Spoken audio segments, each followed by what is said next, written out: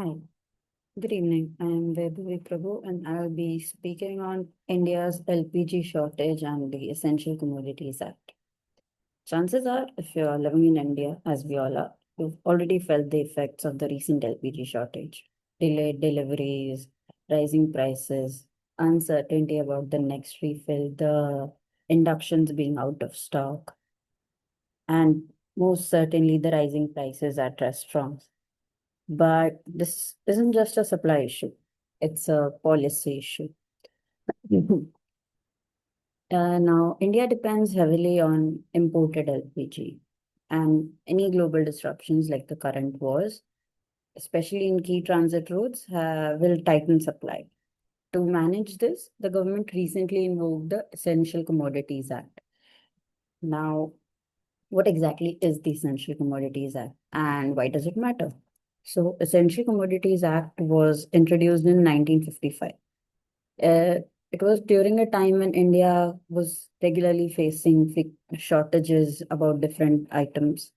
So, it gives the government extraordinary powers during any crisis. It could be war or it could be a global pandemic, as we most recently faced during the COVID-19.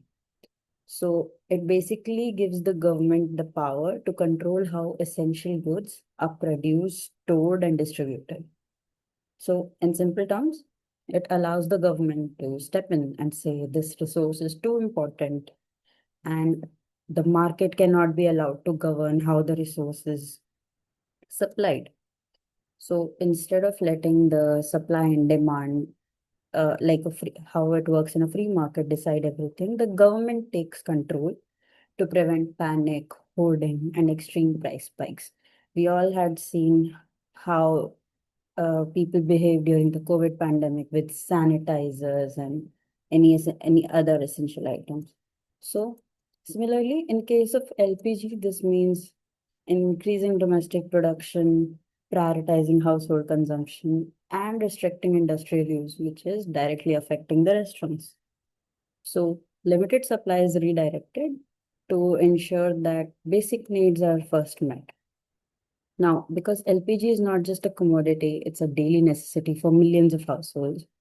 When supply is disrupted, people don't just switch fuels.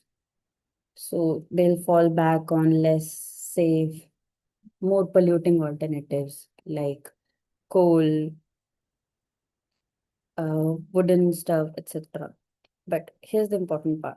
The Essential Commodities Act is designed for short-term stability. It's not efficient for long-term.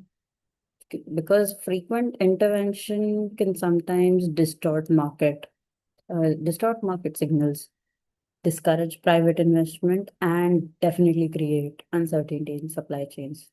So while the Essential Commodity Act is necessary in managing crisis, it also raises a bigger question that how can India build an energy system that doesn't need emergency controls in the first place? Thank you.